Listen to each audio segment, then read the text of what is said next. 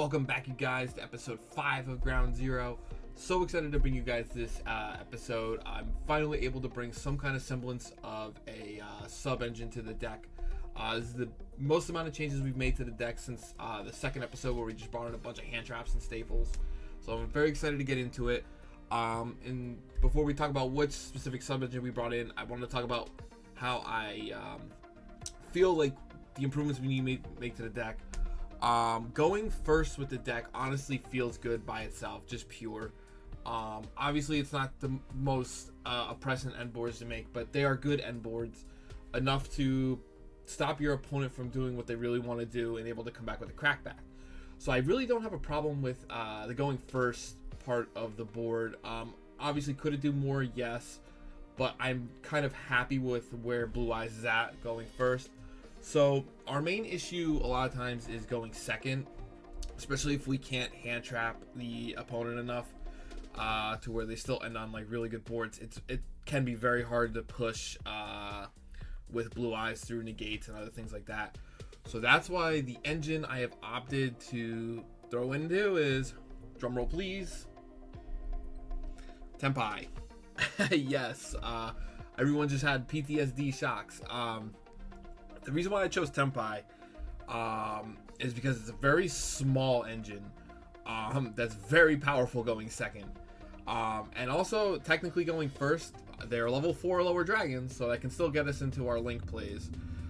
Still end us on like the same end boards, potentially, that we were seeing with just the pure Blue Eyes. So a lot of times we just still see the same going first board, but we still have more a little oomph going second. So I'll tell you about what we added, because there is an exclusion here. So of course we're going to add 3 Tenpai Pydras.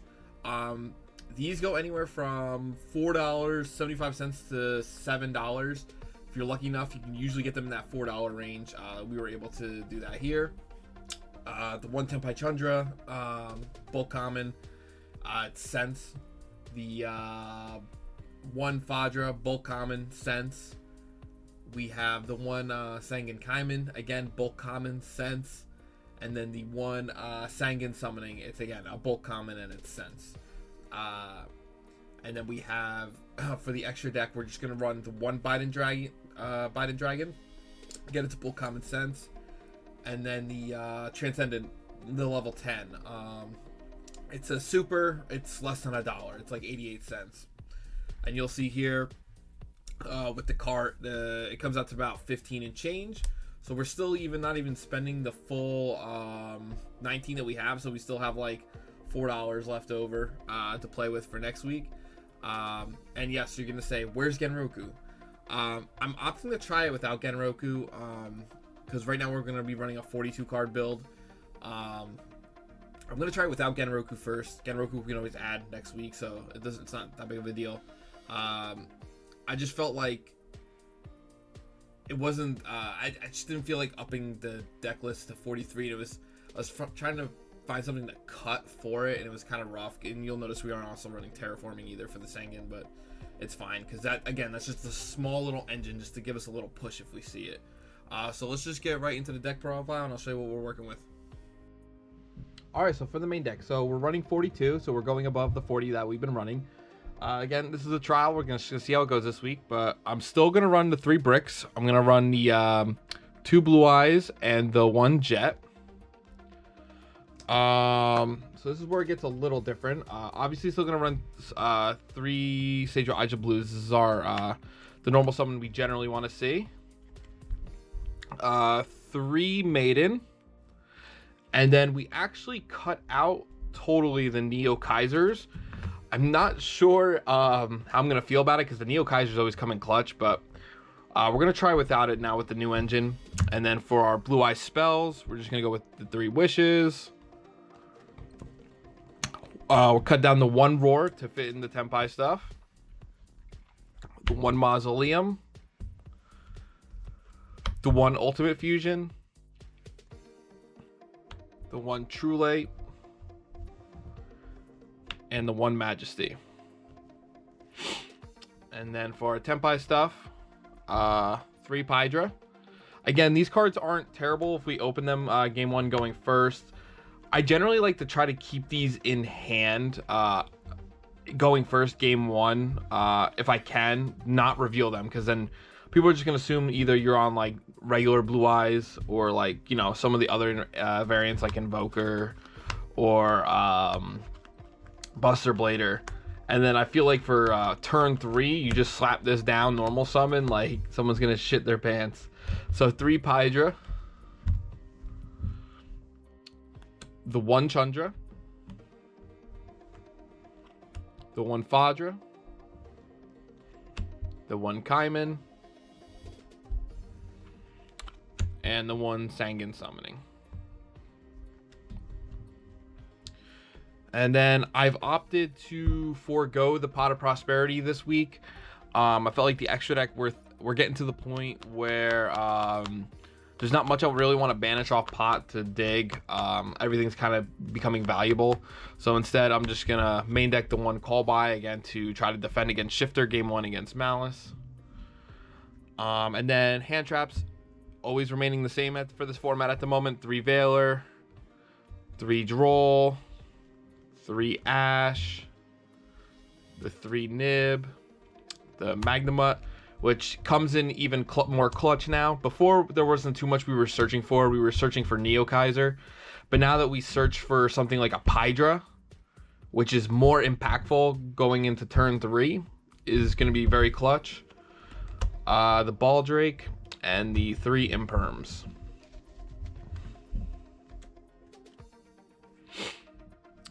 So extra deck is pretty much the same, except for obviously our 2 additions. So we're still sticking 2 Spirit Eyes of Blues. The second one always comes up. Obviously, you can recycle it off Ultimate Fusion, which is great. 2 Spheres.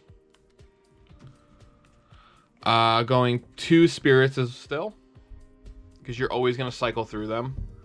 We're opting out to 1 Ultimate. Generally, I feel like games that we're winning, or just in general, you never usually end up going into this twice. And again, it's something you can recycle with Ultimate Fusion anyway to get it again. But yeah, I generally don't ever see myself making this twice.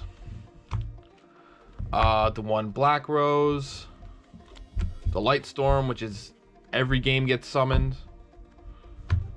And then for the Tempai stuff, the 1 Bident and the 1 Transcendent.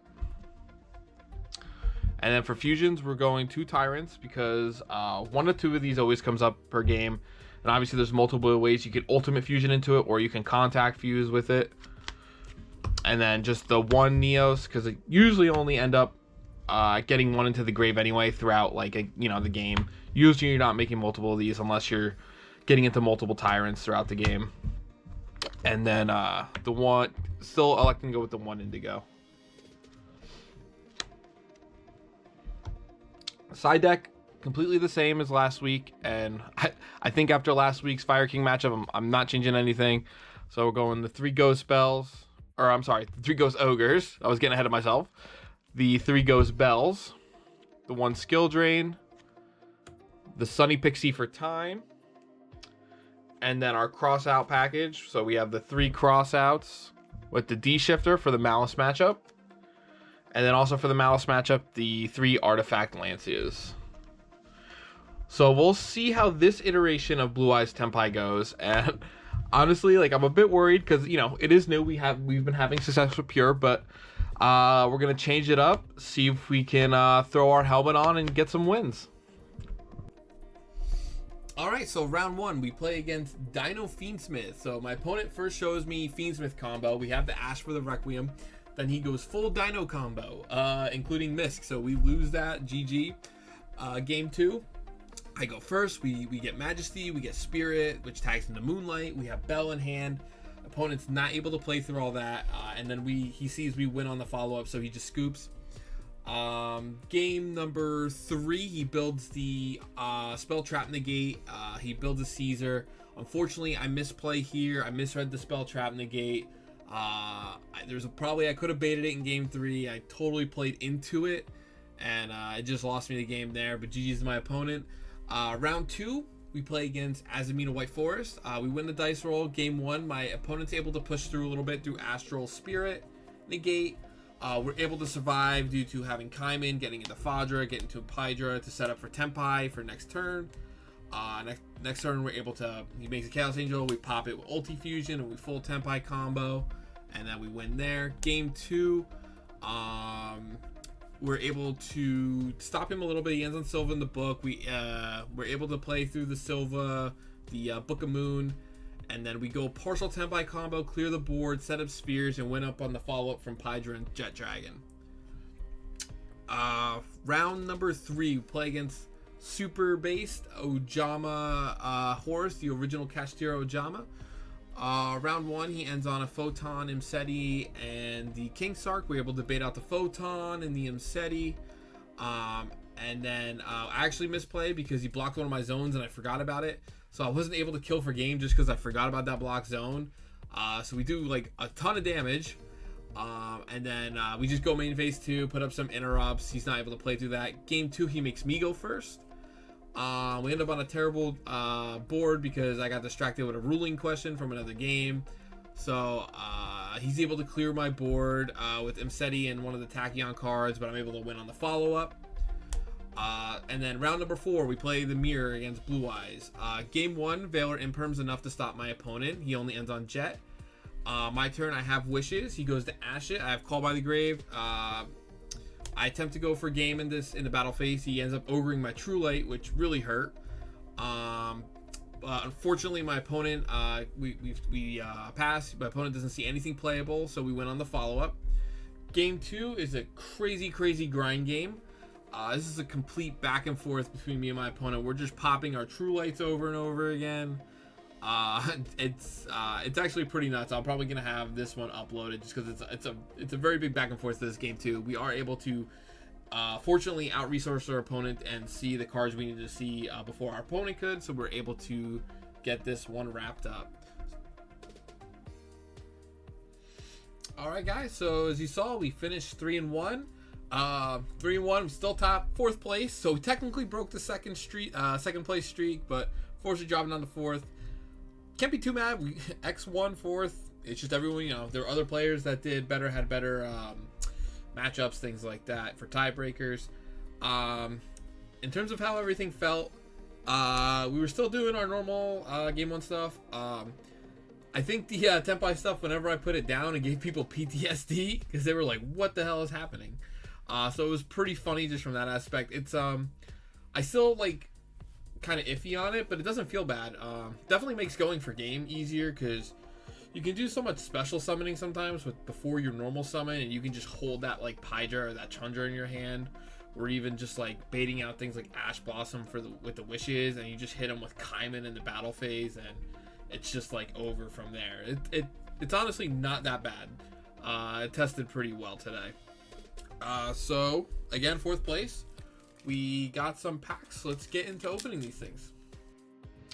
All right, so OTS, we didn't pull anything. We pulled one of the supers. I honestly don't even remember what it was. It's obviously a nothing card.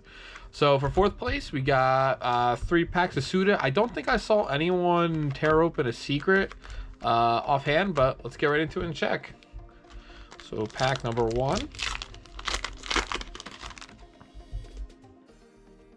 Okay, Evil Hero Toxic Bubble is an ultra. Not bad for trade bait. So we got 1 ultra out of these 3 packs.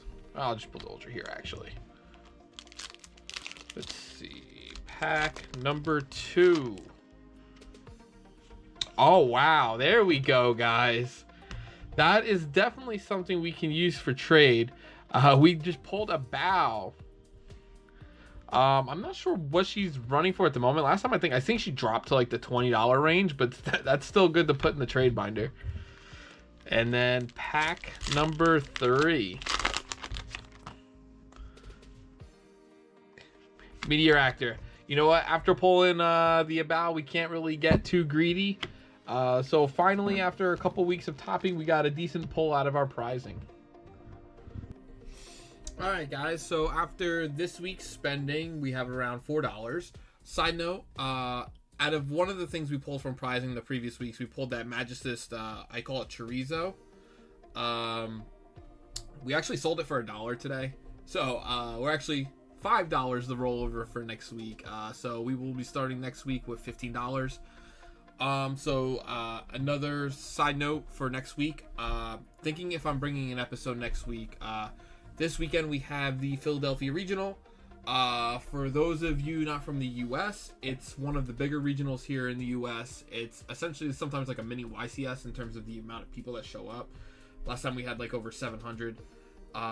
So we have a case tournament the day after that at my locals, at like 1 p.m. So I'm not sure if I'm going to have the stamina enough to go to the regional and then make it for the case tournament, which I was going to plan on playing Blue Eyes for. If I do make it to the case tournament, obviously we'll get a video. If I don't, then we'll have to just delay for a week. You know, if you guys have any suggestions or anything to the video or anything with the deck list or anything, please let me know down below. If you guys have been liking the series, please like, and if you haven't subscribed yet, please subscribe. Hit that bell. It's very appreciated. Love you guys. Have a good one.